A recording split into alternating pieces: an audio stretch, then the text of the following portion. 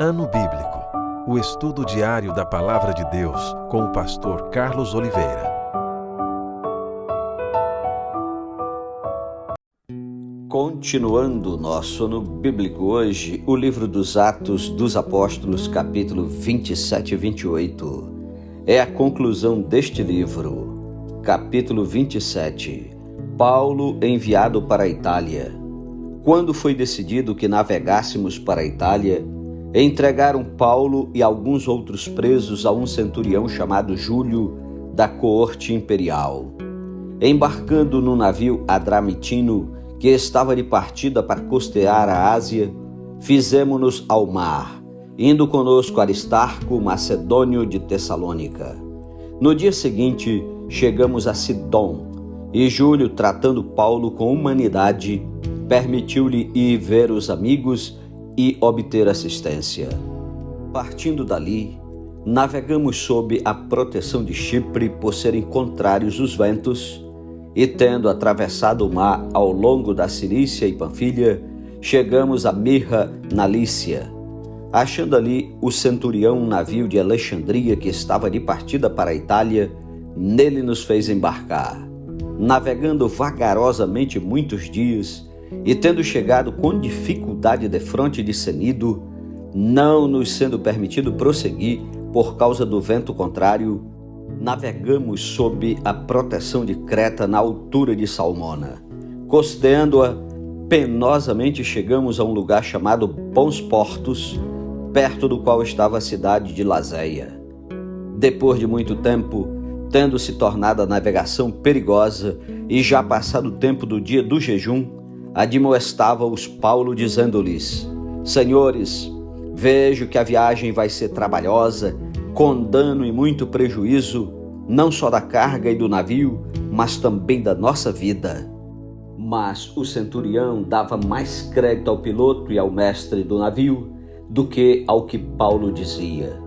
Não sendo porto próprio para invernar, a maioria deles era de opinião que partissem dali para ver se podiam chegar a Fênice e aí passar o inverno, visto ser um porto de Creta, o qual olhava para o nordeste e para o sudeste. Soprando brandamente o vento sul, e pensando eles ter alcançado o que desejavam, levantaram âncora e foram costeando mais de perto a ilha de Creta. Entretanto, não muito depois, desencadeou-se do lado da ilha um tufão de vento chamado Euroaquilão, e sendo o navio arrastado com violência, sem poder resistir ao vento, cessamos a manobra e nos fomos deixando levar. Passando sob a proteção de uma ilhota chamada Cauda, a custo conseguimos recolher o bote e, levantando este, usaram de todos os meios para cingir o navio e, temendo que dessem na Sirte, arriaram os aparelhos e foram ao léu. Açoitados severamente pela tormenta, no dia seguinte, já aliviavam o navio.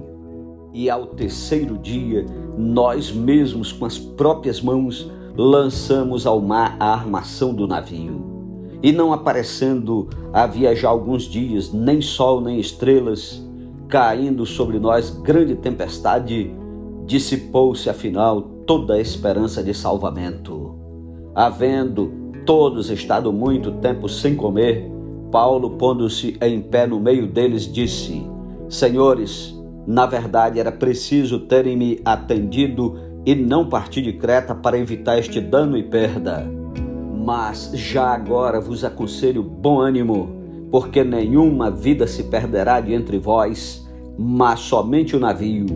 Porque esta mesma noite um anjo de Deus, de quem eu sou e a quem sirvo, esteve comigo, dizendo: Paulo, não temas, é preciso que compareças perante César.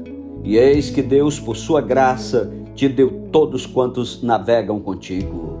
Portanto, senhores, tende bom ânimo, pois eu confio em Deus que sucederá do modo porque me foi dito. Porém, é necessário que vamos dar a uma ilha. O naufrágio.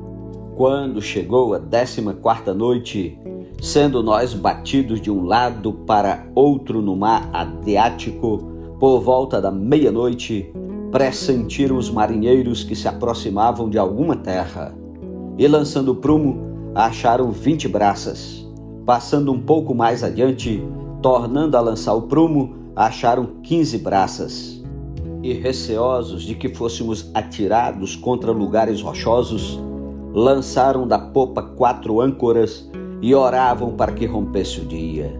Procurando os marinheiros fugir do navio, e tendo arriado o bote no mar, a pretexto de que estavam para largar âncoras da proa, disse Paulo ao centurião e aos soldados: se estes não permanecerem a bordo, vós não podereis salvar-vos. Então os soldados cortaram os cabos do bote e o deixaram afastar-se. Enquanto amanhecia, Paulo rogava a todos que se alimentassem, dizendo: hoje é o 14º dia em que, esperando, estáis sem comer, nada tendo provado. Eu vos rogo que comais alguma coisa, porque disto depende a vossa segurança, pois nenhum de vós perderá nem mesmo um fio de cabelo. Tendo dito isto, tomando o pão, deu graças a Deus na presença de todos, e depois de o partir, começou a comer. Todos cobraram ânimo e se puseram também a comer. Estávamos no navio 276 pessoas ao todo. Refeitos com a comida, aliviaram o navio lançando trigo ao mar. Quando amanheceu, não reconheceram a terra, mas avistaram uma enseada onde havia praia. Então consultaram entre si se não podiam encalhar ali o navio. Levantando as âncoras, deixaram-no ir ao mar, largando também as amarras do leme, e alçando a vela de proa ao vento, dirigiram-se para a praia. Dando, porém, no lugar onde 2 correntes se encontravam, encalharam ali o navio. A proa encravou-se e ficou imóvel, mas a popa se abria pela violência do mar. O parecer dos soldados era que matassem os presos, para que nenhum deles nadando fugisse. Mas o centurião, querendo salvar a Paulo, impediu-os de o fazer, e ordenou que os que soubessem nadar fossem os primeiros a lançar-se ao mar e alcançar a terra. Quanto aos demais que se salvassem, uns em tábuas e outros em destroços do navio, e foi assim que todos se salvaram em terra. Capítulo 28. A ilha de Malta. Uma vez em terra, verificamos que a ilha se chamava Malta. Os bárbaros trataram-nos com singular humanidade, porque, acendendo uma fogueira, acolheram-nos a todos por causa da chuva que caía e por causa do frio. Tendo Paulo ajuntado e atirado à fogueira um feixe de gravetos, uma víbora, fugindo do calor, prendeu-se-lhe a mão. Quando os bárbaros viram a víbora pendente da mão dele, disseram uns aos outros: certamente este homem é assassino, porque, salvo do mar, a justiça não deixa viver. Porém ele, sacudindo o réptil no fogo, não sofreu mal nenhum, mas eles esperavam que ele viesse a inchar ou a cair morto de repente. Mas depois de muito esperar, vendo que nenhum mal lhe sucedia, mudando de parecer, diziam ser ele um deus. Plúbio hospeda a Paulo. Perto daquele lugar havia um sítio pertencente ao homem principal da ilha, chamado Plúbio, o qual nos recebeu e hospedou benignamente por 3 dias. Aconteceu achar-se enfermo de disenteria, ardendo em febre, o pai de Públio. Paulo foi visitá-lo e, orando, impôs-lhe as mãos e o curou. À vista deste acontecimento, os demais enfermos da ilha vieram e foram curados, os quais nos distinguiram com muitas honrarias. E tendo nós de prosseguir viagem, nos puseram a bordo tudo o que era necessário.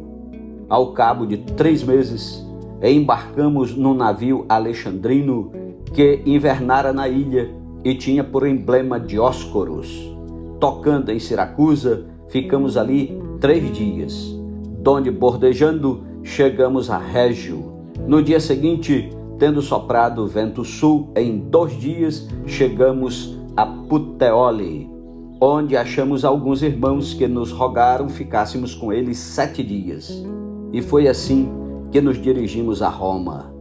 Tendo ali os irmãos ouvido notícias nossas, vieram ao nosso encontro até a praça de Ápio e as 3 Vendas. Vendo-os Paulo e dando por isso graças a Deus, sentiu-se mais animado. Paulo em Roma.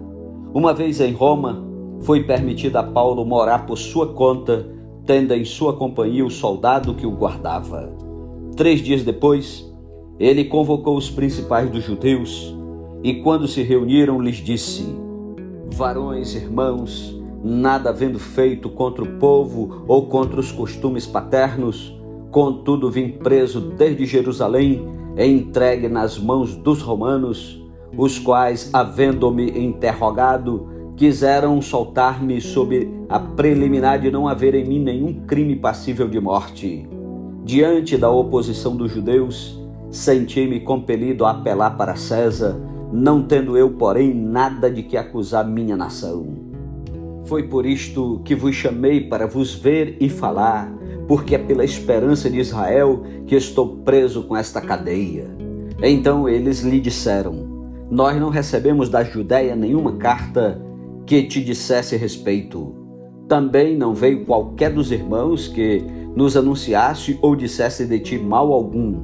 Contudo, gostaríamos de ouvir o que pensas, porque na verdade é corrente a respeito desta seita que, por toda parte, é ela impugnada. Paulo prega em Roma. Havendo-lhe eles marcado um dia, vieram em grande número ao encontro de Paulo na sua própria residência.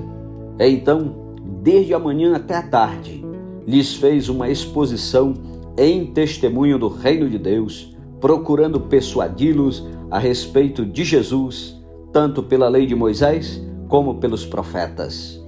Houve alguns que ficaram persuadidos pelo que ele dizia, outros, porém, continuaram incrédulos.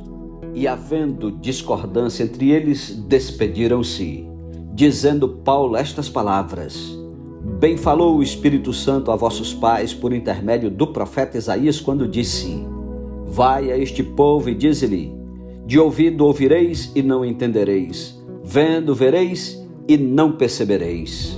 Porquanto o coração deste povo se tornou endurecido, com os ouvidos ouviram tardiamente e fecharam os olhos, para que jamais vejam com os olhos, nem ouçam com os ouvidos, para que não entendam com o coração e se convertam, e por mim sejam curados. Tomai, pois, conhecimento de que esta salvação de Deus foi enviada aos gentios, e eles a ouvirão. Ditas estas palavras, partiram os judeus, tendo entre si grande contenda.